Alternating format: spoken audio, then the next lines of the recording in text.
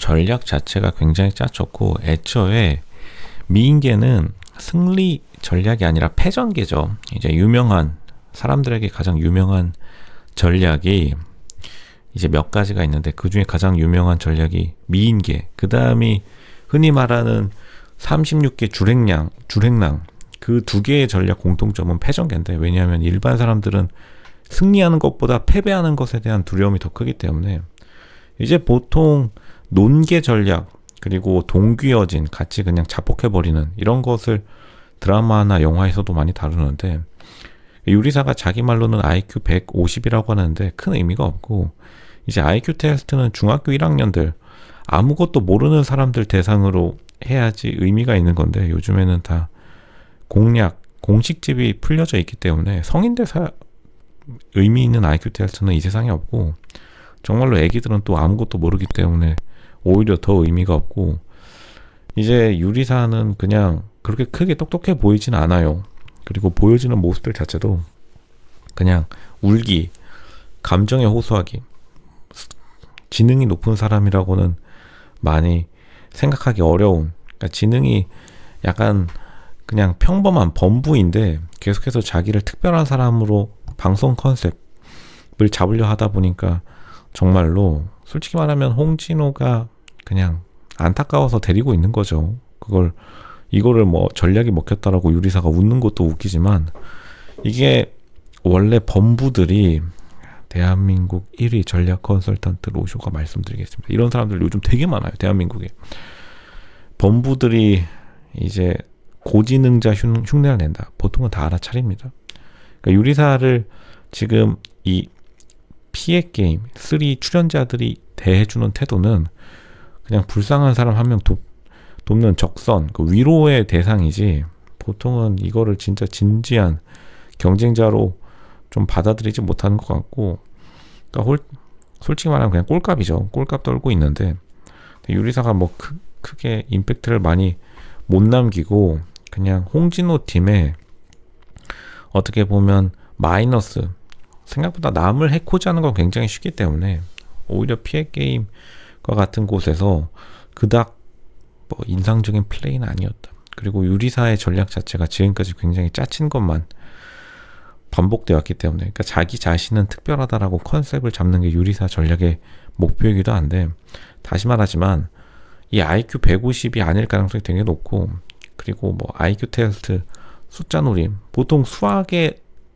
너무 강하거나 수학에 너무 자부심을 갖고 있는 사람들이 IQ가 별로 그렇게 높지 않은 경우가 많은데, 왜냐하면 수학이라는 건 결국에는 인풋과 아웃풋에 그냥 퍼즐 맞추기 놀이고, 그러니까 유리사는 어떻게 보면 퍼즐 같은 거는 잘 맞출 줄 몰라도 실제로 자신의 미래 전략에 대해서 그렇게 크게 고민해 보지는 않는다고 보입니다.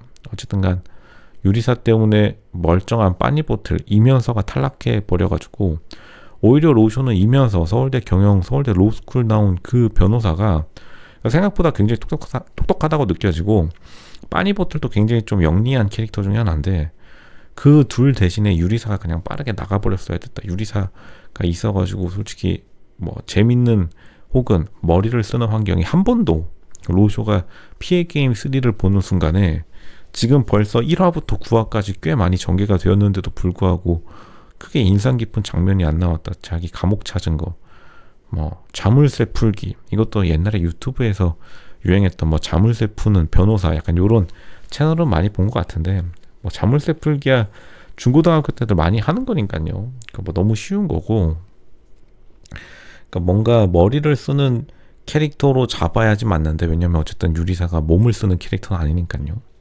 근데 머리 쓰는 모습이 안 보여지고, 막상 이렇게 카드 게임 팀전을 가장한, 개인전을 가장한 팀전이었던 카드 게임에서 그냥 온리 통수로만 몰고 가는 모습을 보여주면서, 사실은 시청자들이 유리사에 대해서 호감도가 높아질 수가 없는, 그리고 실제로 자기가 똑똑하다라고 믿고 있는 것 자체가 가장 웃기는 포인트라고 생각합니다. 그러니까 유리사가 가장 그나마 웃긴 포인트는 실제로 멍청한데 자기가 IQ 150이라고 진짜로 믿고 있는 것 같아요. 거의 뭐 종교나 다름없죠, 이 정도 되면은.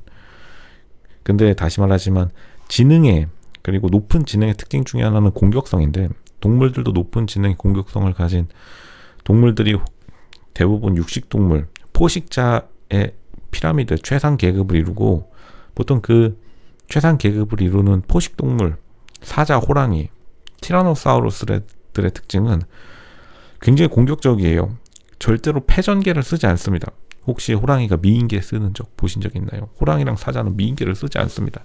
왜냐하면 이 인류의 조상님들이, 우리 손자병법을 포함한 중국 조상님들이 다 분석을 해 놓으셨어요. 인류 5천년의 모든 전쟁의 역사를 통틀어서 손자병법의 친히, 이제 미인계는 패전계, 질 때 쓰는 방법인데, 그러니까 계속해서 유리사는 애초에 지는 환경이었고 자기가 질 수밖에 없습니다. 왜냐하면 지능이 딸리니까 당연히 지는 거죠. 여기 어차피 머리 쓰자고 나와 있는 피해 게임 3인데 그냥 단순히 자기 지능이 딸린다는 것을 인정하는 게 오히려 마음속의 평안함을 유지하는 것이다. 그리고 실제로 울음은 진짜 울음이었다라고 봅니다. 홍진호가 속은 게 아니라 유리사가 진짜 서러운 게 폭발해가지고 그냥 운 건데, 약간 정신승리로 나중에는 왜 내가 정말 이렇게 쉽게 눈물이 나지? 당연히 쌓여있는 게 많으니까 눈물이 나겠죠. 왜냐하면 자기가 생각하는 자신의 모습은 무슨 IQ 150의 천재 소녀인데 실제로는 띨띨한 여자 한 명 앉아있으니까 옆에 있는 사람들 불쌍해서 껴줬더니 뒤통수나 치고 앉아있고, 그러니까 점점 갈면 갈수록 애잔해진다. 유리사 이거 감당할 수 있겠나요? 피해 게임 3는 어차피 지나가고 서바이벌 게임은 앞으로도 수없이 나올 테지만, 이렇게 띨띨한 이미지 한번 바뀌면 생각보다 이 애잔함이 오래 가기 때문에 차라리 당당하게 어디 데스매치 같은데 가가지고 한 번 더 가가지고 자기가 살아남는 모습을 보여주던지, 아니면 뽀록으로라도 팀전에서 기여하는 바를 좀 보여줘야 되는데, 그냥 단순히 방송 컨셉용 통수, 그러니까 사람들이 오히려 빠니보트라고 이면서를 더 보고 싶어 하는데 정작 가야 될 사람은 안 가고 엄한 사람들만 집에 보내고 앉아 있으니까 제작진들도 굉장히 고민이 깊어질 수밖에 없습니다. 왜냐하면 그만큼 유리사가 시청률에 기여하는 바가 많이 없어요. 왜냐하면 너무나 전략이 단순한 거는 뭐 괜찮은데 그냥 생각 없이 자신의 행동을 옮기는 타입이라서, 좀 보는 사람들로 하여금 피해 게임에 대한 기준치가 높다라고 하면은, 진짜로 서바이벌 게임에서 자기가 머리 좀 쓴다는 사람이 나왔다고 하면은, 혹은 자기가 머리는 좀 딸리더라도 몸으로 때우는 그런 전략이 나오지 않고 단순히 패전계, 그리고 도망치는 것도 사실 패전계이기도 하죠. 그러니까 유리사는 자기도 모르게 패전계를 2개나 쓴 건데, 하나는 집에 가겠다고 협박하는, 그러니까 주랭랑이라고 하죠. 36개 중에 마지막 36개 자기가 분리할 때 도망쳐라. 그러니까 홍진호가 그것 때문에 붙잡은 게 있고, 그리고 하나가 미인계, 여자의 눈물.